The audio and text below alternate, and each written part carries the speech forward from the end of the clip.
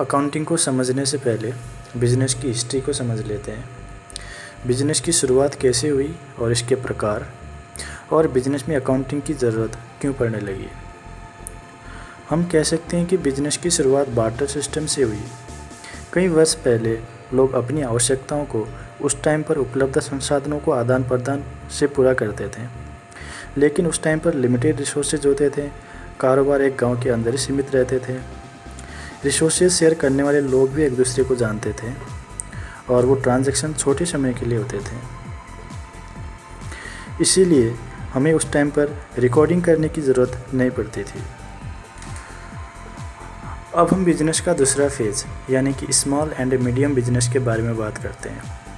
आजकल जो हम छोटे शहर या गांव में छोटी किराने की दुकान, टी शॉप्स, छोटे होटल्स, मोटल्स, जितने भी रिटेल शॉप्स देखते हैं वो इसी कैटेगरी के अंदर आते हैं। ये बिज़नेस बेसिकली फाइनल कंज्यूमर के साथ डील करते हैं।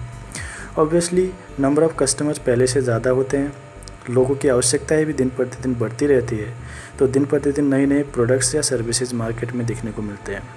सबसे बड़ा पॉइंट ये है कि अब हर कारोबार में पैसों का इन्वॉल्वमेंट होता है।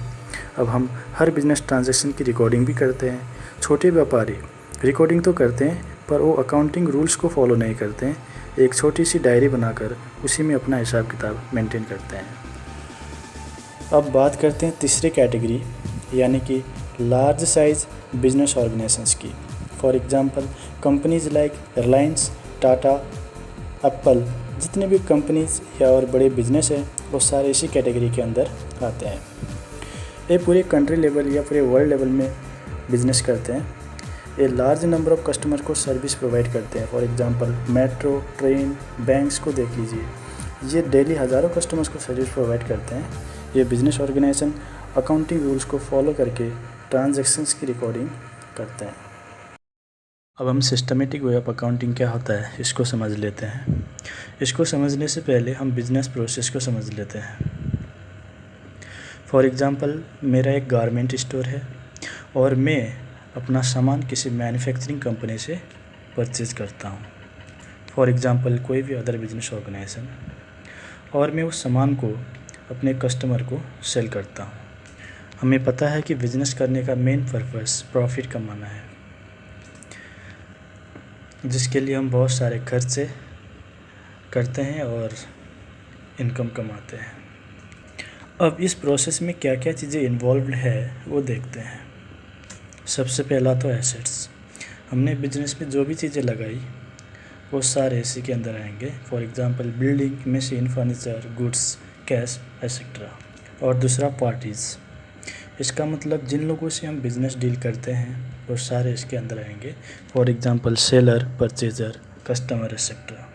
और तीसरा सारे इनकम्स और एक्सपेंसेस जिनको सेटअप करने के बाद हम प्रॉफिट निकालते हैं।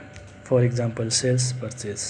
इन सारे आइटम्स को हम अकाउंटिंग में अकाउंट्स के नाम से डिनोट करेंगे। For example building account, purchase account, sales account. अब मेन बात यह है कि इनकी रिकॉर्डिंग हम अकाउंटिंग में कैसे करते हैं। हम अकाउंटिंग में सारे ट्रांजैक्शंस और इवेंट्स को रिकॉर्डिंग करने के लिए double entry system of accounting को फॉलो करते हैं, जिसको हम सिस्टमेटिक वे ऑफ अकाउंटिंग भी कहते हैं। Double entry system of accounting के अनुसार हर ट्रांजैक्शंस में दो साइड अफेक्ट होती है, जिनको हम डेबिट और क्रेडिट के नाम से रिकॉर्ड करते हैं। इसके बारे में डिटेल में आगे चर्चा करेंगे। हम ये समझते हैं कि अकाउंट्स कितने प्रकार के होते हैं। इनको हम अकाउंटिंग के बेस भी कह सकते हैं।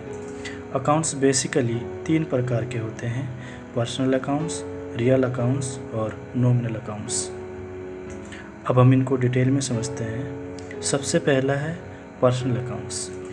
इसमें किसी व्यक्ति का नाम या किसी बिजनेस ऑर्गेनाइजेशन का नाम इंक्लूड करते हैं। इसको भी फर्दर 3 भाग में क्लासिफाइड किया जा सकता है। सबसे पहला है natural personal accounts.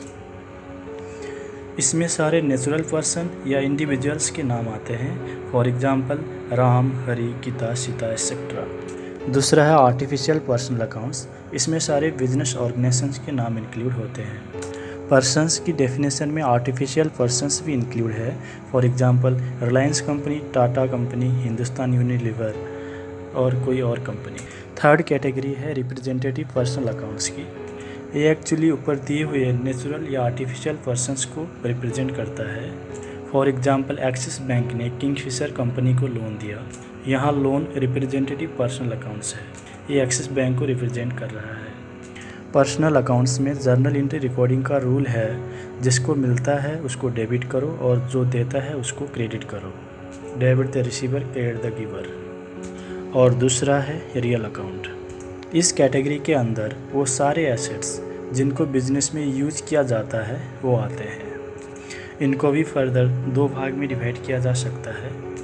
Tangible fixed assets, जिसको हम देख सकते हैं या टच कर सकते हैं, for example building, machine, furniture. दूसरा है इंटेंजिबल फिक्स्ड एसेट्स,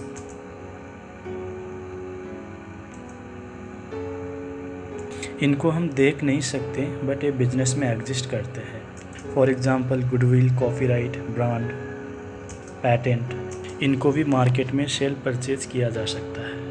और कैश भी। इसमें जर्नल एंट्री का रूल है, जो मिला उसको डेबिट करो, जो दिया उसको क्रेडिट करो। Debit what comes in, credit what goes out. और लास्ट कैटेगरी है नॉमिनल अकाउंट्स की। इसमें सारे खर्चे और इनकम्स आते हैं। फॉर एग्जांपल इनकम में rent income, interest income, sales etcetera. और एक्सपेंसेस में salary expenses, purchase, interest expenses etcetera. इसमें जर्नल एंट्री रिकॉर्डिंग का सिंपल सा रूल है, सारे खर्चों को डेबिट करो और सारे इनकम्स को क्रेडिट करो। और इनसे रिलेटेड कुछ एग्जांपल्स देखते हैं। फर्स्ट एग्जांपल है, सपोज मैंने एक 10 लाख की कार नगद में परचेज करी, यानी कि कैश में परचेज करी टोयोटा कंपनी से अपने बिजनेस में यूज़ करने के लिए। अब हम ये देखते हैं कि इस ट्रांजैक्शन में क्या हुआ। फर्स्ट तो मैंने कार परचेज किया, कार एसेट है और वो रियल अकाउंट्स के अंदर आता है। और दूसरा मैंने उसके बदले में कैश पे किया, वो भी रियल अकाउंट्स है। अब इस ट्रांजैक्शंस को बुक्स में रिकॉर्ड कैसे करेंगे?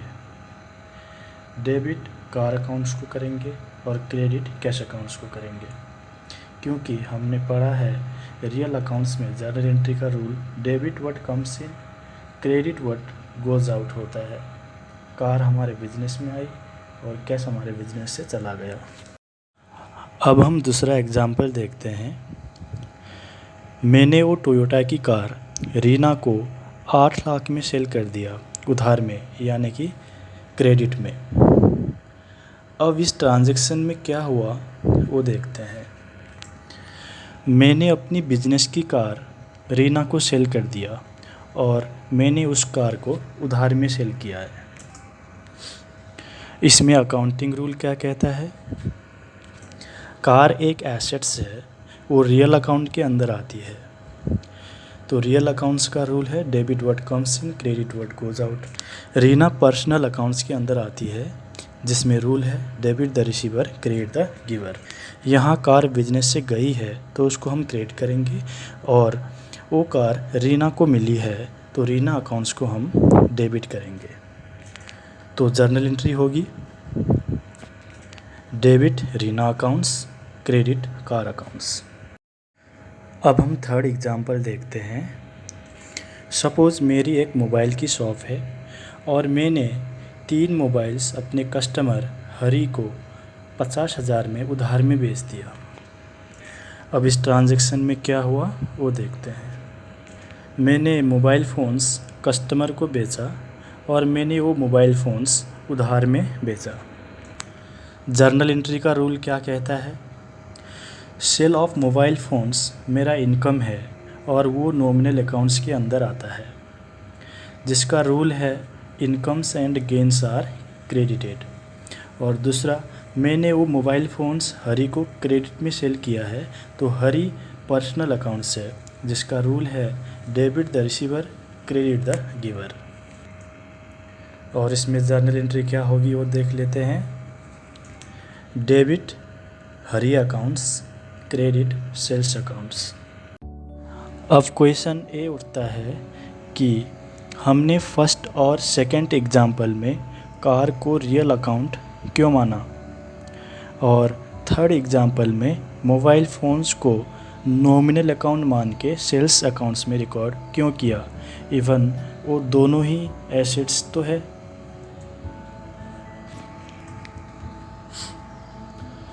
इसका आंसर हम कुछ इस तरह दे सकते हैं। हम टेंजिबल एसेट्स को दो कैटेगरीज में डिवाइड कर सकते हैं।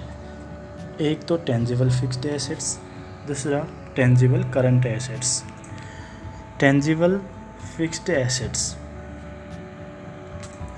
टेंजिबल फिक्स्ड एसेट्स वो एसेट्स हैं जिसको हम बिजनेस में यूज करते हैं, मैन्युफैक्चरिंग के लिए या सर्विस प्रोवाइड करने के लिए। For example car, computer, building, machines, जिनकी लाइफ जनरली 1 साल से ज़्यादा की होती है और उनको हम ऑर्डिनरी कोर्स ऑफ बिजनेस में सेल नहीं करते। इनको हम रियल अकाउंट्स के अंदर क्लासिफाई करेंगे। यहाँ फर्स्ट और सेकंड एग्जाम्पल में कार टेंजिबल फिक्स्ड एसेट्स है। ओके, ये कोई बुक्स की डेफिनेशन नहीं है, ये तो केवल इजी अंडरस्टैंडिंग के लिए मैंने इसे क्लासिफाई किया है। ओके, अब सेकंड है टेंजिबल करंट एसेट्स।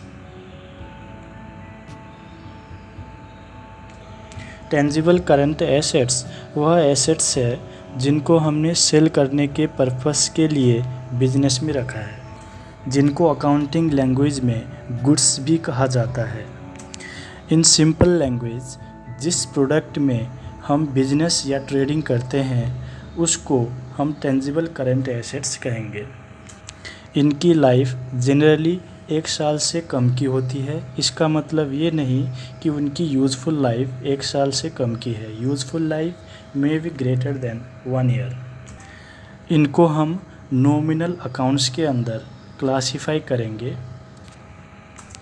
इनकी सेल्स या परचेज को हम एज एन इनकम या एक्सपेंसेस के रूप में रिकॉर्ड करेंगे। यहाँ थर्ड एग्जाम्पल में mobile phones tangible current assets है।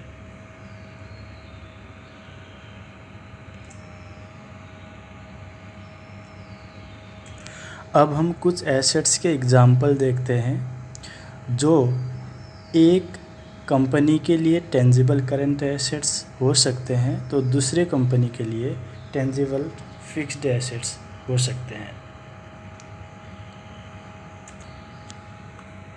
जैसे कार मैन्युफैक्चरिंग कंपनी के लिए करंट एसेट्स है क्योंकि वो कंपनी कार का ही ट्रेडिंग करती है, वो कार में ही बिजनेस करती है।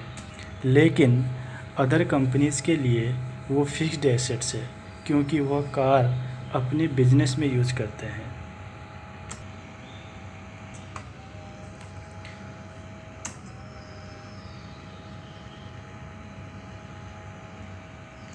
ऐसे ही बिल्डिंग का एग्जांपल ले सकते हैं। बिल्डिंग भी कंस्ट्रक्शन कंपनीज़ के लिए बिल्डिंग करंट एसेट्स है और अदर कंपनीज़ के लिए बिल्डिंग फिक्स्ड एसेट्स है। ऐसे ही कंप्यूटर का एग्जांपल, कंप्यूटर भी कंप्यूटर मैन्युफैक्चरिंग कंपनीज़ के लिए करंट एसेट्स है और अदर कंपनीज़ के लिए फिक्स्ड एसेट्स है।